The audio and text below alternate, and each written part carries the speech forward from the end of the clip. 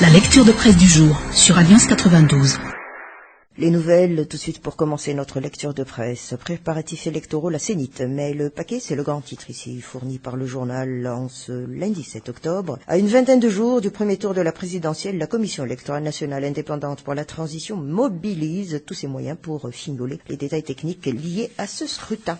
Dans 2 semaines, nous titre par contre ici l'éditorialiste du journal Les Nouvelles lorsqu'on parle de la grande île. On dit que 80% de sa population est rurale. Évidemment, ce n'est pas dans la capitale que cela se vérifie, mais dans la Brosse ou en Bannevoul. D'ailleurs, pas besoin d'aller à 200 km du centre pour s'en rendre compte. Nous fait savoir ici l'éditorialiste du journal Les Nouvelles. Les rizières qui enclosent la ville en témoigne, mais s'il faut aller plus loin, la région Sava est un exemple parmi tant d'autres. La contrée de la vanille, qui approvisionne 90% du marché mondial, entre autres, est une région clé pour l'économie du pays. Et puis donc, pour cette campagne électorale, nous partage ici l'éditorialiste du journal Les Nouvelles. Les candidats écument les coins et recoins de la grande île. Et dans ces localités jusqu'ici, devant les tapages et opérations tape à l'œil en tout genre, la population reste attentive et répond à l'appel des challengers dans la course à la magistrature suprême. Comme nous le dit ici l'éditorialiste du journal Les Nouvelles, la concurrence est rude. Une localité peut accueillir en une seule journée 3-4 candidats accompagnés de leur caravane et forts de leur programme et de leur vision pour sortir le pays du bourbier. La décision, pourtant, reviendra au peuple, et à lui seul. Pour le candidat qui a visé alors la région Sava, l'éducation et la répartition des richesses, éléments clés du développement immédiat, figurent donc parmi les priorités. Nous sommes donc bel et bien en pleine période de propagande. Il reste encore 2 semaines et quelques jours avant d'aller aux urnes. Jusqu'ici, tout semble se dérouler dans le calme outre l'affaire Noussibé. Une situation macabre qui a fait couler beaucoup d'encre depuis la semaine dernière et l'enquête judiciaire est ouverte et le tableau affiche une trentaine d'interpellations. Question ici posée par l'éditorialiste, justice sera-t-elle rendue? Les autorités font le nécessaire et il a intérêt. Appuie ici l'éditorialiste du journal Les Nouvelles. Indubitablement, revenir à l'ordre constitutionnel est plus qu'urgent. Et dans le cas contraire, les risques et les contre-coups d'une instabilité politique prolongée ne feront qu'alourdir la facture d'une nation qui en a bavé. Mais le plus important, et sans aucun doute, eh bien, la tenue du scrutin crédible, transparent, tant clamé depuis le début de la crise. Soit 4 ans passés. Finalement, conclut ici l'éditorialiste, les urnes se rempliront et nous connaîtrons bientôt l'élu qui, espérons-le, sera un homme de parole et non un esbroufeur, comme on le dit, ou un charlatan. Dans 2 semaines, nous dit alors ici l'éditorialiste du journal Les Nouvelles. Midi, Madagascar, élection présidentielle, Raval explique le choix de Robinson, c'est le grand titre ici fourni par le journal. De sa colonne Vision, par contre, perte de confiance. De quoi il s'agit? Faute de sondage, d'organismes crédibles.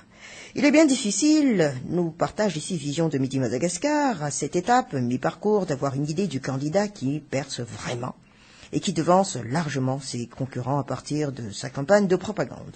Et ce d'autant plus, argumente ici Vision, que chaque meeting placé sous l'animation d'artistes célèbres est assuré de faire foule. Et apparemment, on vint à peine pour le candidat, mais surtout pour le spectacle.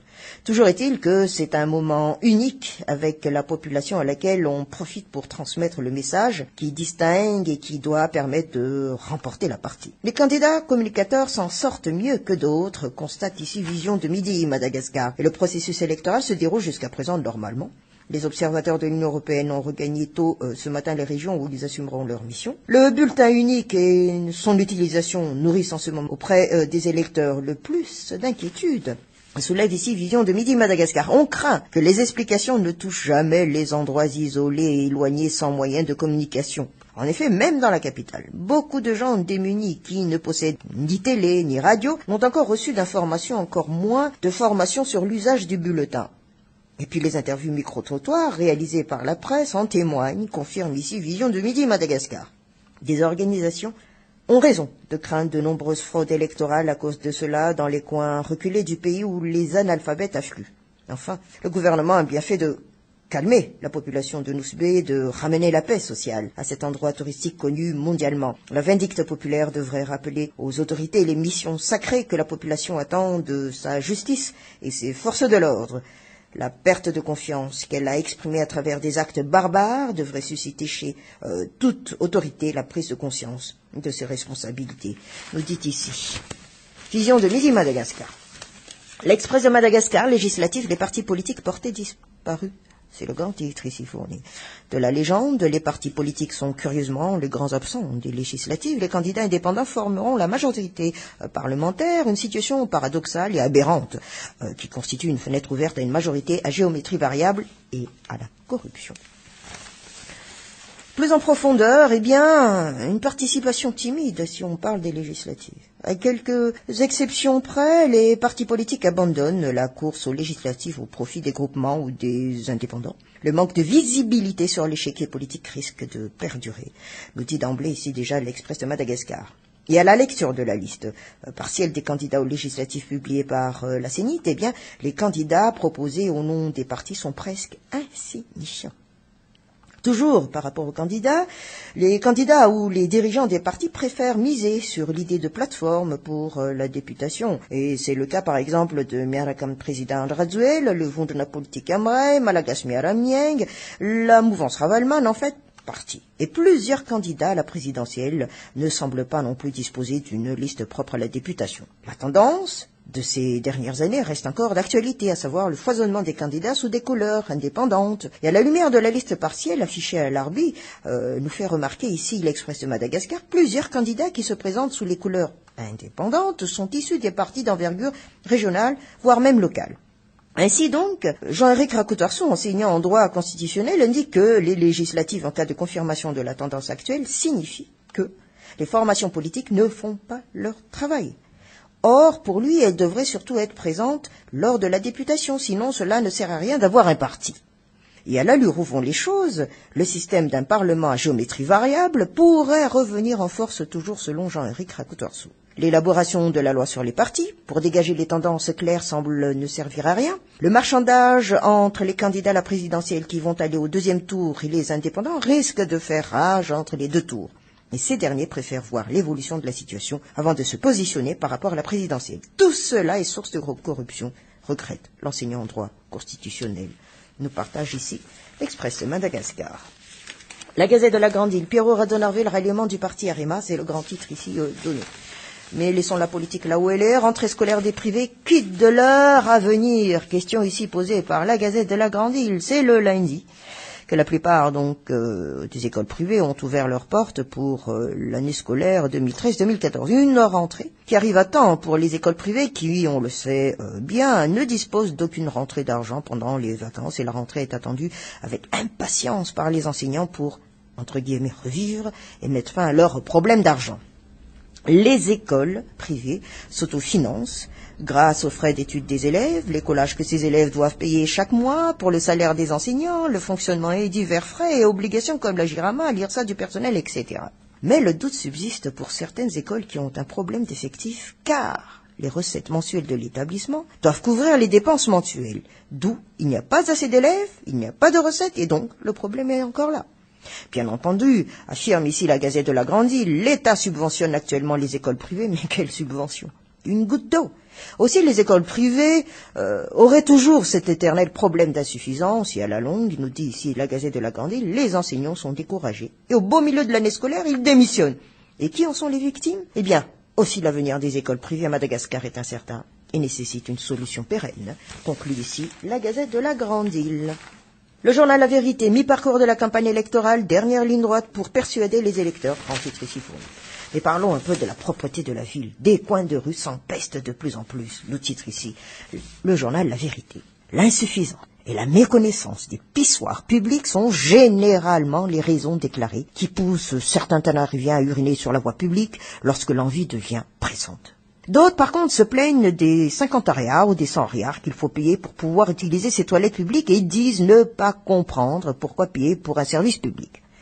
Alors que, justement, cette petite contribution sert à l'entretien de ces endroits. Bien sûr, affirme ici le journal La Vérité, ils ne sont pas d'une propreté impeccable, mais ils sont plus supportables.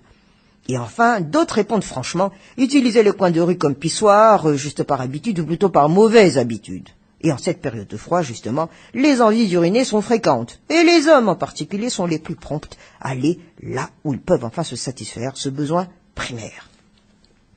Et puis, les avertissements du type 10 000 ariars, miamptark sont présents un peu partout, mais ne sont pas suffisamment persuasifs, semble-t-il. Et d'ailleurs, argumente encore ici le journal La Vérité, il est très rare, voire jamais, qu'une personne applique ces messages ou réclamés indigne. Parfois, lorsqu'un endroit devient interdit, l'épiceur retrouve un autre endroit non loin de là. Il suffit parfois d'une seule personne fasse ses besoins sur un poteau pour que tous les autres suivent par télépathie. Les conséquences de ce phénomène sont fâcheuses pour l'environnement. Entre la saleté qui peut entraîner des maladies de toutes sortes et la puanteur, principal problème des riverains de ces endroits-là, il suffirait pourtant d'un petit effort de tout un chacun pour régler ce problème, confirme ici le journal La Vérité. Courrier de Madagascar, fanantaterana fiftianana, nanofanara masu, miafna, tetoni, sadek. Préparatifs électoraux à Tala Béatrice au four et au moulin, ce sont des deux grands titres ici donnés. Mais parlons aussi de la mobilité urbaine, un enjeu de taille pour les grandes villes, nous titre ici, Courrier de Madagascar. Eh bien, la mobilité urbaine traîne effectivement dans son sillage un tas de problèmes dans les grandes villes de l'île, surtout dans la capitale. Les pertes de temps et d'argent sont énormes tant pour la population que pour les entreprises ainsi que pour les transporteurs, étant donné que les engorgements des rues, faisant désormais partie du quotidien de la population, ne sont plus seulement observés pendant les heures de pointe. Et dans plusieurs quartiers, ils ont tendance à s'installer tout au long de la journée, nous dit ici Courrier de Madagascar. La ville d'Antananarivo a déjà commencé des projets de construction d'infrastructures dans le cadre du projet Lalankil. Ce projet consiste ainsi à réhabiliter des routes et des ruelles afin de permettre l'effectivité de la mobilité dans les quartiers, selon toujours donc l'explication du directeur de la planification territoriale, c'était lors d'un entretien avec la presse. Chacun devrait ainsi prendre ses responsabilités, principalement les dirigeants, les investisseurs et les bailleurs de fonds, pour permettre ainsi une meilleure mobilité à la population. Pour autant, la réalisation d'un tel projet nécessite un financement conséquent, ce qui nous manque encore à ce moment. Et pour cette journée qui sera donc célébrée dans les locaux de la VPDAT, nous partage ici Courrier de Madagascar, une conférence débat suivie de remise du meilleur prix au concours réaménagement des quartiers défavorisés sont alors au programme. Madagascar Matin, pour achever notre lecture de presse en ce lundi 7 octobre, sécurisation de la véracité des résultats, appel au civisme et sensibilisation des citoyens instruits. C'est le titre ici donné. De l'intégration régionale vers la création de visas régionales, nous titre ici, par contre, Madagascar Matin à cet article en page 7. Le plan pour les régimes de visa unifiés est une bonne nouvelle pour les expatriés et les voyageurs d'affaires à travers le monde. 4 zones économiques régionales ont annoncé leur intention de créer ainsi des régimes de visa unifiés couvrant certaines régions d'Asie du Sud-Est, d'Afrique de l'Est, en Afrique australe et au Moyen-Orient. Et les 5 pays du delta du Mékong ont entamé des discussions pour créer ainsi un visa touristique commun. Et cela permettrait de voyager en transparence entre le Vietnam, le Laos, le Cambodge, la Thaïlande et la Birmanie, officiellement appelée Myanmar. Ces pays, nous partage ici Madagascar Matin, bénéficient du nombre de touristes sains individuellement. Les dirigeants des 5 nations communautés d'Afrique orientale ont également convenu de la création d'un visa touristique unique lors d'un sommet au Kenya récemment. Les pays participants sont le Burundi, le Kenya, le Rwanda, le Soudan et l'Ouganda. Et pendant ce temps, nous informe encore ici Madagascar Matin, les 15 pays de la communauté de développement d'Afrique australe se sont réengagés à des plans antérieurs pour un visa unifié. Les pays membres sont alors, rappelons-le, l'Angola, le Botswana, la RDC, le Lesotho, Madagascar, Malawi, Maurice, Mozambique, Namibie, Seychelles, Afrique du Sud, Swaziland, Tanzanie, Zambie et Zimbabwe. Eh bien, la motivation entre les pays membres est de stimuler le tourisme, les affaires, le shopping, les voyages et les activités économiques.